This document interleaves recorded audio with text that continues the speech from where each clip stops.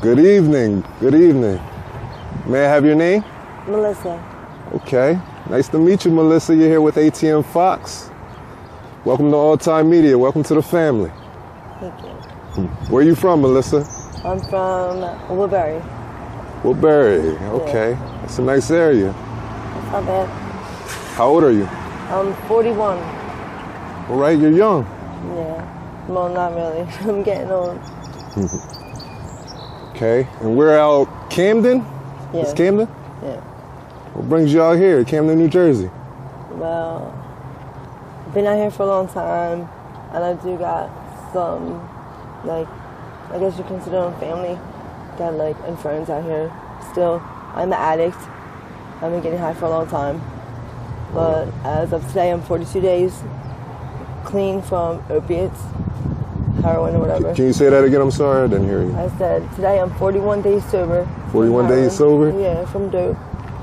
And I still fuck around here and there with weed and like coke or whatever, but it's not, it doesn't control my life today. I control it. You know, I been struggling for a while. Finally learned, like really came in depth because I had mental illness as well. Okay. Mental illness. Mental illness and addiction is very toxic, and it doesn't. What's your mental illness? I am borderline schizophrenic. Well, no, I have borderline personality disorder, schizophrenia, bipolar, ADHD, and I have OCD, really bad. When did you get diagnosed with all these? When I was 17. Oh. Yeah. Okay. And when did the drugs come into play in your life? I got, I was diagnosed with cervical cancer at the age of like 18, like 16, 17, 18, around that time. And, you know, I beat cancer 3 times throughout the years. That's good. Yeah. And I was taking I was taking opiates or whatever. When I graduated high school, I was still going to the doctor, still be on my medications, but I left and I moved to Philly and I was working. What happened when you moved to Philly? I'm sorry. I stopped going to my doctor, and then I was getting sick from the opiates. I didn't know what was going on with me, and my best friend's boyfriend was like, "Yo, you're going through withdrawal." And I'm like, "What the fuck is withdrawal?" And they're like, "Trust me, I have something that's gonna make you feel better." And that's the first time I ever tried dope. And the first time I tried it, I threw up. I didn't like it. Didn't do nothing for me at all, but just made me feel bad. The second time I did it, I felt amazing, and it was like a whole nother level. And that day was the beginning of spiraling down. What part of Philly were you in? In Kensington. Oh. This is in 2000 though. This is like in 2000. Okay. You know? Kensington wasn't that bad back then. No. But from 2000 till now, I've been like off and on, you know, like getting clean, getting high, getting clean, getting high. But this time, I maybe have an epiphany or something, I don't know, some spiritual awakening or something. That's great. Like, I'm dead ass, like it's crazy. That's great. I'm like so done with it. Like I don't want it no more. Like I'm done. Okay, these 40 plus days, how were you able to accomplish that? Dedication. Okay. Prayer. Mm-hmm. Spiritual. And also, people out here, honestly, like they and my boyfriend, he's my strength. Your boyfriend? Yeah, he's my strength. Does he use or is he clean?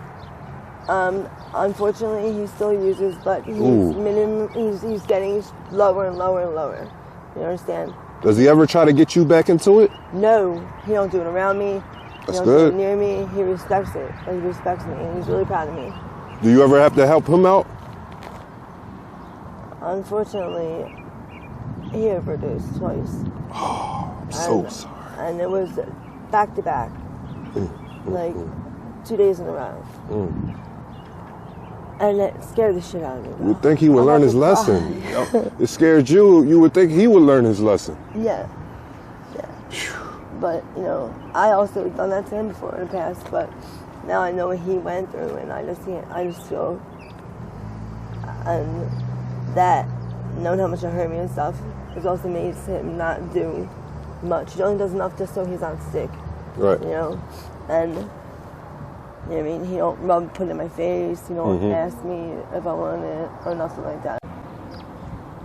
So, what are you doing out here in these streets right now? Well, I stay out here right now. Oh. Yeah. You know, I have a house in Deptford, but I have like a little bit of family situation. And it's not really good for me to be there at this time. Do they know your situation? Yeah. I'm very open with my family. They know a lot. My father's my best friend. He's my rock. He's everything. He's 90 years old. How are you surviving out here? How?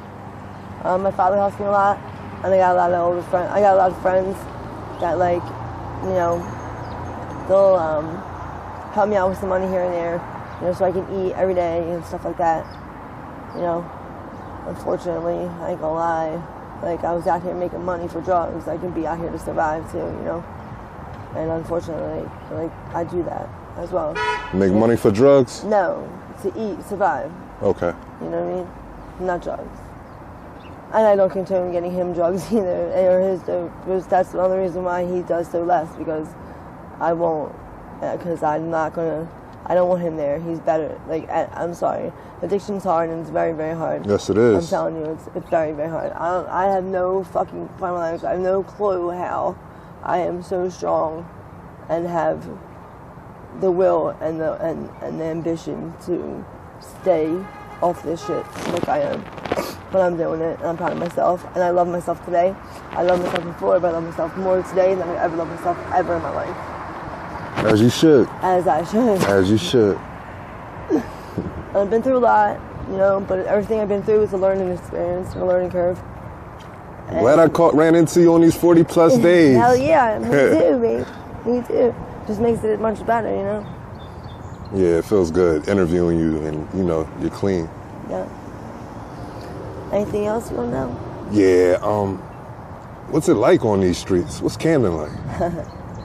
Honestly, if you stick to yourself and you stay out of everyone's way and everybody's business, you're fine. Trust me. They're like, not for nothing, dude. Things do happen and shit does go down, but like I'm saying, I stick to myself. I stick and move. You know what I mean? I don't entertain shit, you know? It's just, and that's how I survived out here for so long. Right. You know? There's a lot of good people out here. A lot of great things are out here too. You ever feel like you became too comfortable out here? I never become too comfortable anywhere. That's how I am. I always keep at arm's length. You have to, babe. What's the next step? What's the next move? I am working on my future. I am trying to enroll in getting my own apartment. Good. I am working on getting a car. Good. I'm working on getting, I want to go back to school. It's a good plan. You know what I mean? And like you said, I'm 41, I'm still young. You know, I can do it. Just not gonna do anything but my mind to. I know that already. You have any kids? You have any children? No, unfortunately, I lost like 5, 6 kids due to my cancer and being sick and stuff through miscarriage. Sorry. It's okay. Yeah. Where do you see yourself in the next 6 months? Next 6 months, in my own place, with a car, and like continue my sobriety, like being like totally clean off of like everything, and being happy and living life on life's terms, and having like some type of part-time job or something. Like I'm on Social Security because of my mental illness, but I can work. I just can't make so much money. But I need a hobby. I can't sit in the house forever, and being out here is only catch up to me one day until I say I had the fuckets and I'm just gonna get high. And I can't do that, and I don't want to do that. I'm not going to. All of that is beautiful, you know. To get the apartment though, you know, need a little steady income or something. Exactly. You know. All right, what's the worst thing that ever happened to you out here in these streets? Well, worst thing you ever experienced or seen with your own eyes?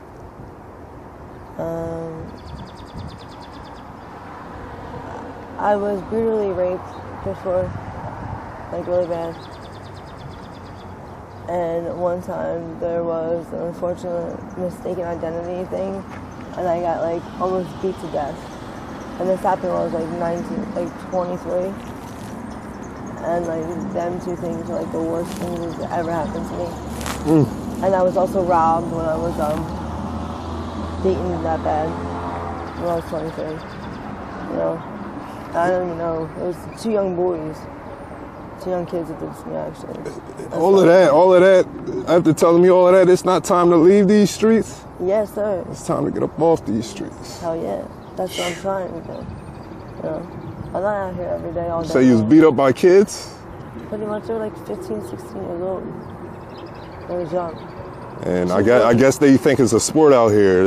I guess. You know? I mean, last year, or the year before that, I think, I don't know if it was summer or winter, but there was these kids, they were running around in groups, and they was just targeting all white people, bro, and just beating the ever-loving shit out of them, like bad. I mean bad, yo.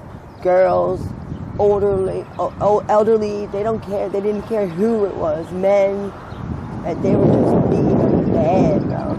And by the grace of God, I finally, I didn't touch that area either, like I wasn't touched, like, thank God.